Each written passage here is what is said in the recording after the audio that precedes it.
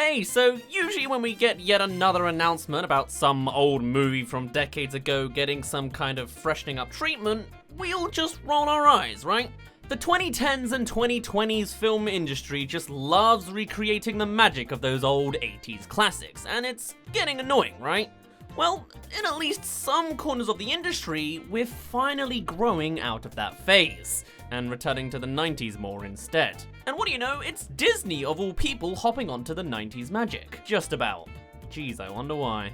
But at least in this case, I'm actually fairly hyped up for what comes next, as we're not just rehashing some old Disney classic in CGI, instead we're producing a whole new sequel to an iconic series of the kinda 90s, featuring an absolutely adored actor who only recently came out of their 23-year retirement. Yes, today of course I'm talking about Rick Moranis. If you saw our Ghostbusters video earlier in the year, then you may already be a bit more in the know here, but for those of you that are unaware, Rick Moranis was an 80s and 90s comic actor with a pretty iconic career for a short time, being best known for his likeness in projects like Spaceballs, the Star Wars parody, the Fred Flintstone live action when that was still a thing, and his last super success, Honey, I Shrunk the Kids. And that is exactly what we're talking about today, as the third direct-to-home movie was Rick's final big on-screen appearance dating back to 1997. Why was that? Well, in a tragic turn of events, Rick's wife around this time passed away, leaving him with a couple of awfully young kids. And despite a fantastic career and bright future lying ahead of him, Moranis chose to take a step back from the limelight in order to properly raise his kids, with the plan of returning after he felt his kids were well and truly sorted. They needed a parent, and he wasn't gonna be some distant father. And that's exactly what happened. After 23 years of minimal appearances as either cameos or simply gifting his voice in things like Brother Bear, Rick Moranis is finally now back and ready to bless all of us on the big cinema screens again. Crazy that he's been gone for like the same amount of time I've been alive, essentially. Still, while this announcement of his return is something that's cropped up some good time ago, formulating an actual deal with him to appear in something is actually pretty recent news. And it comes in the form, of course, in a brand new sequel to Honey, I Shrunk the Kids. Understandably so, as it was one of his biggest successes back in the 90s, with the first two films garnering $281 million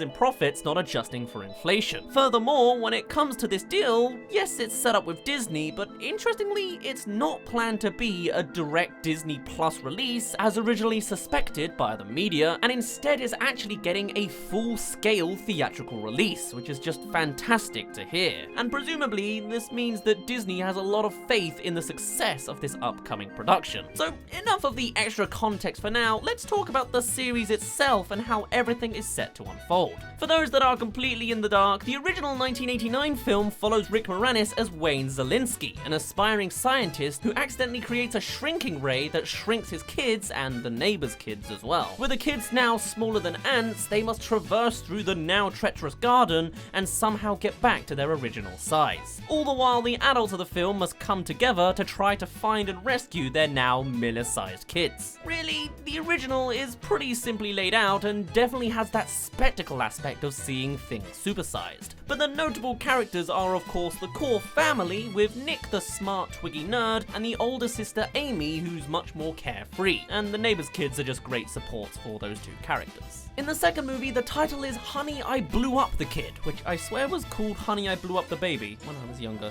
But no actual babies actually explode, but the opposite of the original happens instead. With 3 years passing since the original film, as per the actual release date of this film too, Amy's now off to college, Nick is now a teenager having teenagery problems and a crush too, and there's a new child, 2-year-old Adam. And with Wayne advancing his tech, they've all moved to Nevada, and Wayne is to present his new ray gun, which unknowingly hits Adam when their backs are turned, and the rest of the film is all about trying to contain a progressively larger toddler. Beyond that, the third film, which got a direct-to-home release, takes place another 8 years later, with Nick away being an adult as well now, and Adam being a preteen. In this scenario, the extended family are present now, and it's the adults who are shrunken down, whilst the kids throw a party thinking they've been left to their own devices. As the movies continue, they go on to become progressively less well received, received. So it sounds like as this new modern sequel is in the works, they're pushing more for the magic of the very core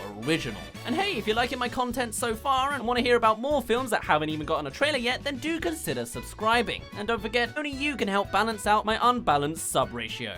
So with all that in mind, what do we actually know officially about this new fourth film? Well, actually, a good handful of details. For a start, the confirmed cast list of actors isn't too long, but obviously all sorts of characters are set to make an appearance. I don't need to tell you that Rick Moranis is in this one, considering everything you've heard up to this point, but here's something that comes off as a little unexpected. Nick, the nerdy, nervous son who slowly gained some confidence over the films, yeah? Well, he's making a reappearance, but he has been recast. Originally, he was played by Robert Olivery, but he's now been put aside in favor of someone more recognizable, but a little different from the Nick we've come to know. It's Josh Gad, giddy Mr. Olaf himself. Bit of a weird choice considering how starkly different he seems to what we'd expect from the future of the Nick of the past. Still, I guess it's easy to explain from a few separate points. With it being a modern reintroduction, naturally Disney would want to push for more iconic faces to help boost up attention, right? And on top of that, while Josh may not have exactly been my first choice, it does certainly paint a picture of things being drastically different from the past and can easily lead into some new territory being explored. And we do know a fair few details about this new 21st century version of Nick. For a start, naturally, he started his own family now. Not a surprise considering the age of the characters by this point, but it certainly introduces us to something new. Now, as a father, Nick is to go through very similar trials as his own father Wayne did in the past. There's a few interesting details in regards to Nick's story here that certainly wasn't the kind of thing I was expecting, and gives me some mixed reviews right off the bat. On the good side, Nick has now grown naturally to become an aspiring scientist, just like his dad, and what do you know, also ends up accidentally shrinking his family. And as the film progresses, the familial bonds between father and son will be further established. That sounds fairly standard and acceptable as a natural progression for the Nick character. I can totally believe that he'd follow in his footsteps, and the idea of there being a rift between the two of them until Nick has to walk a mile in Wayne's old shoes just seems like a great family setup for a story. Sure, it's a little repetitive considering these shrinking accidents have already happened like 3 times in the past, but hey, that's kind of the point of the franchise, so of course it'll happen again. But there is a whole second side to Nick that seems a little disappointing, and it seems to be a solid reset to tell the whole story again in a single movie and retcon elements of the originals. Nick now has PTSD. He's a bundle of nerves, dissatisfaction, and uneasiness, and part of that comes from the hijinks of the original film. That, admittedly, is a little disappointing considering Nick's whole progression was his slowly developing confidence in himself. And now that's all just been reset in order to keep up his image of being the twiggy nerd prevalent apparently way into adult life, just without the twigginess. But hey, at the very least, it seems to be somewhat connected to what comes next for this new film. After all, this receding character trait of his also leads him to pamper his children a lot.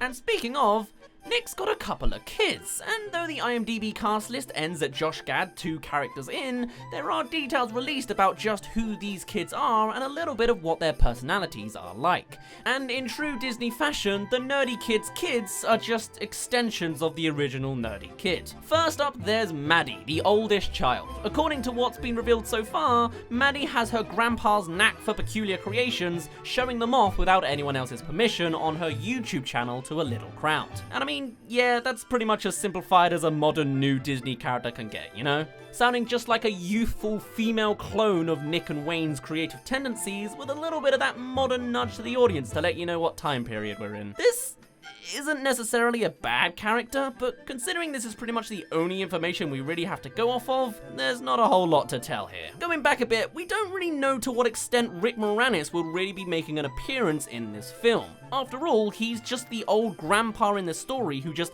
knows the history, which could very easily put him on the sidelines of the film as Nick now takes his place as the frantic father and the new kids are now having the gigantified adventure through their story. But presumably, there is at least a little more interaction with the old guy himself. It would certainly be interesting to see how Wayne directly interacts with this new kid character and how it could maybe vary with Nick. After all, we know that Nick is insecure and pampery, whilst if the sequels do still count in some capacity, then Wayne is a lot more used to being a good father and may respond especially well to another sciencey kid, considering his latest became a sports fanatic instead.